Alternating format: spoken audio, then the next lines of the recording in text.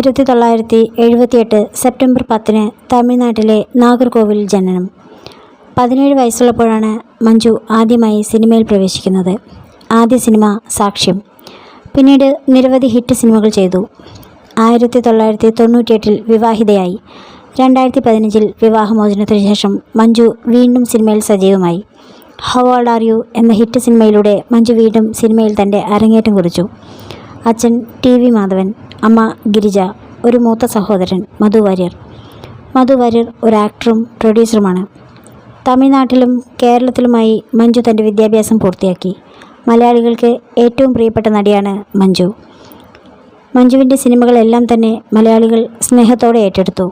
തൻ്റെ ജീവിതത്തിലെ കയ്പ് നിറഞ്ഞ യാഥാർത്ഥ്യങ്ങളെ ഒരു പുഞ്ചിരിയോടെയും ധീരതയോടെയും നേരിട്ട സ്ത്രീകൾക്ക് മാതൃകയാക്കാൻ കഴിയുന്ന ഒരു ധീരയായ സ്ത്രീയാണ് മഞ്ജു.